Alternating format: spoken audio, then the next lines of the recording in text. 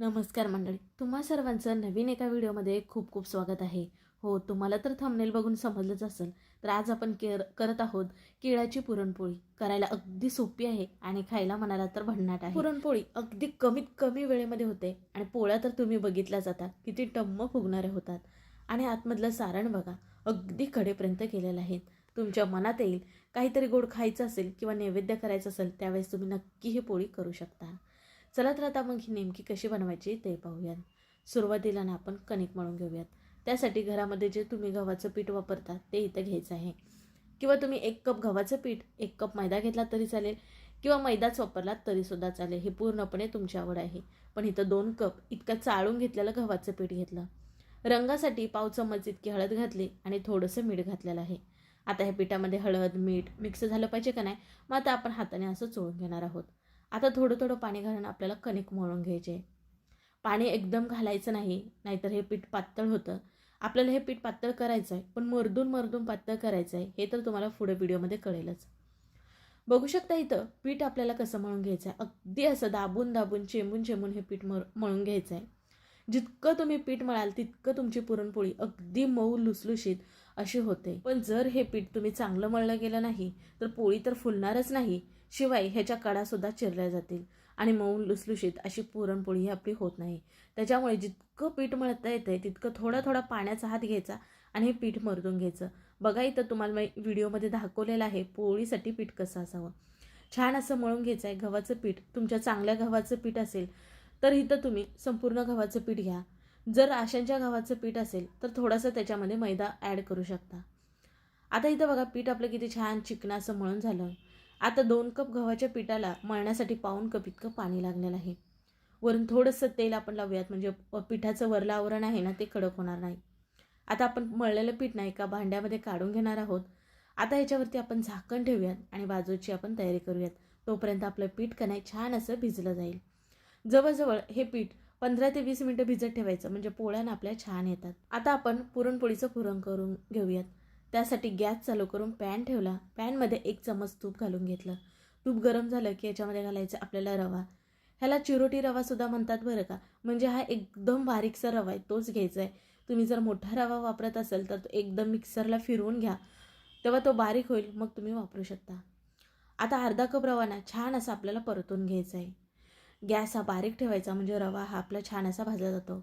आपल्याला जास्त लालसरसुद्धा रवा करायचा नाही किंवा कच्चासुद्धा ठेवायचा नाही.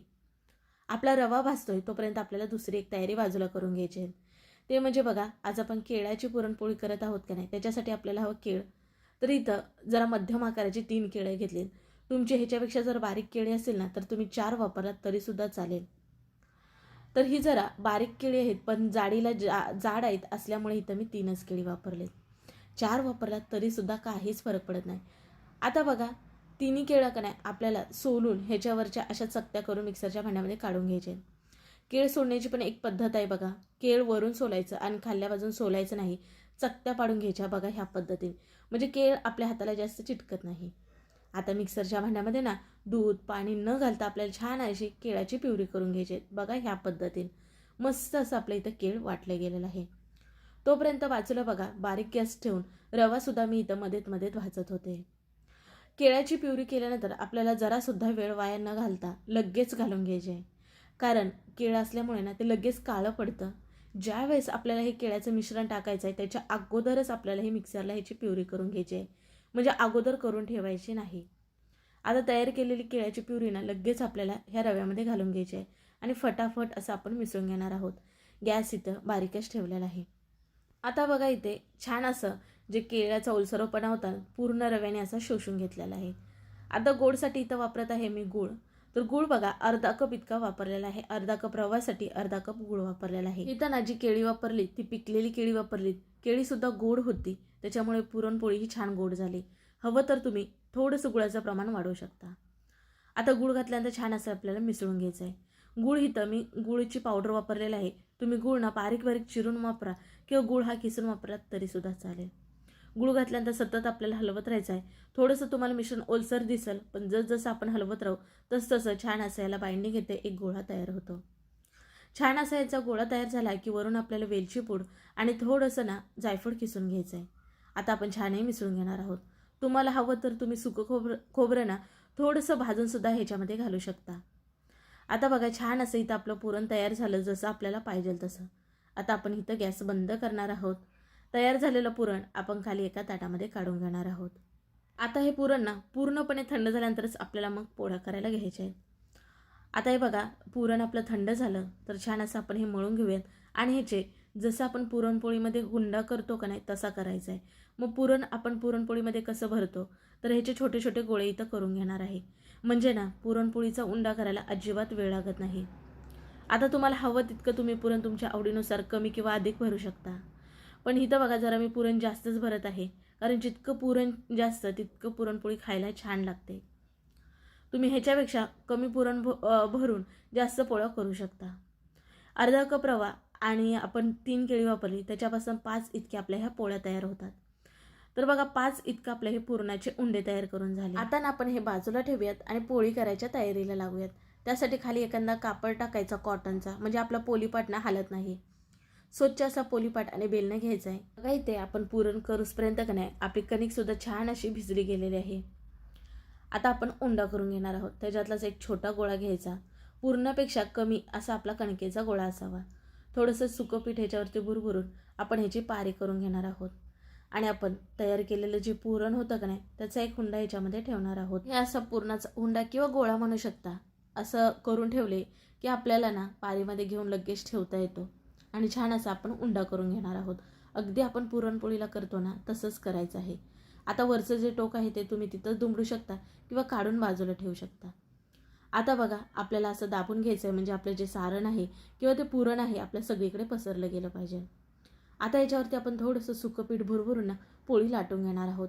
अलगद हाताने लाटायचे, आपल्याला जास्त जोरात लाटायचे नाही. पण एरवी काय करतो चणा डाळ शिजवून त्याचं पुरण करतो, पण त्याच्यापेक्षा ना ही करायला पोळी अगदी सोपी आहे. म्हणजे डाळ शिजवायला नको, वाटायला नको, एकदम सोपी पद्धत आहे. म्हणजे कधी तुमच्या मनात येईल तेव्हा तुम्ही ह्याची पुरणपोळी करू शकता. कधी कधी काय होतं माहिती आहे का, आपण ना केळी आणतो तर ती जरा जास्त पिकली तर वरून जरा काळपट दिसतात, मग मुलं खायला नको म्हणतात.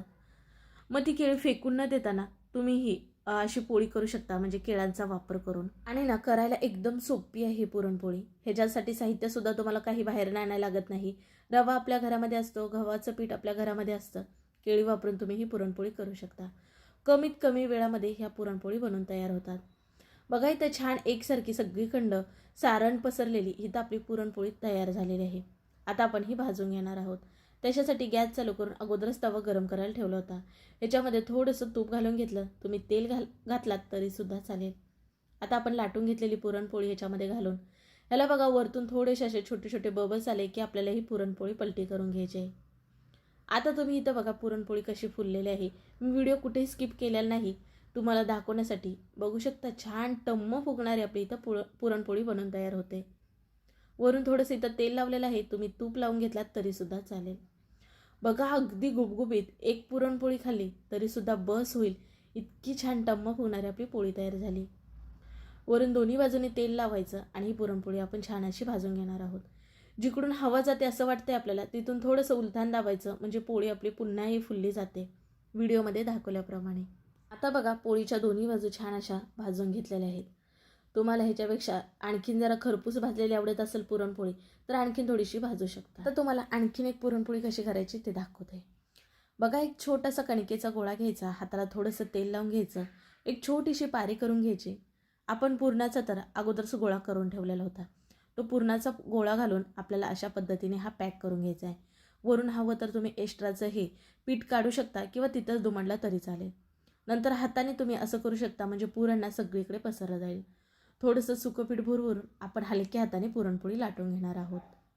आता इथं पुरणपोळी मी लाटून घेते, तोपर्यंत तुम्ही मला सांगा तुम्ही आपल्या चॅनलला सबस्क्राईब केलं की नाही. केलं असेल तर ठीक आहे, पण नसेल केलं ना तर पटकन सबस्क्राईब करा बघू, म्हणजे पुढील असे छान छान व्हिडिओ तुम्हाला पाहायला भेटतील, ह्याच्यात काही शंकाच नाही. बघा इथं अलगद हाताने छान अशी पुरणपोळी लाटून घेतली. आता आपण पुरणपोळी तव्यात घालून शेकून घेणार आहोत. बघा थोडीशी भाजली गेली अशी वाटली तरच आपल्याला पलटी करायची आणि वरून तेल लावून आपण ही भाजून घेणार आहोत. अगदी छान सगळ्या पोळ्या आपल्याला टम्म फुगणाऱ्या होतात, म्हणजे कुठलीच पोळी फुलली नाही अशी होत नाही. अगदी मला पलटी करायला येत नाहीत अशा ह्या पोळ्या आपल्या टम्म फुगल्या जातात. अगदी वेगळ्या चवीच्या पौष्टिक अशा आपल्या हे पोळ्या बनवून तयार होतात. करायला देखील सोप्या, पचायला देखील हलक्या आहेत ह्या पोळ्या. कधी कधी बघा, कोणाकोणाला चणा डाळ ही पचली जात नाही किंवा काहीतरी पथ्य असल्यामुळे खात नाहीत. मग अशा वेळेस ना तुम्ही ही केळ्याची पुरणपोळी करू शकता. ह्या पोळ्या काय फुटं बिटत नाहीत बघा, अगदी मस्त काटोकाट फुलणाऱ्या होतात.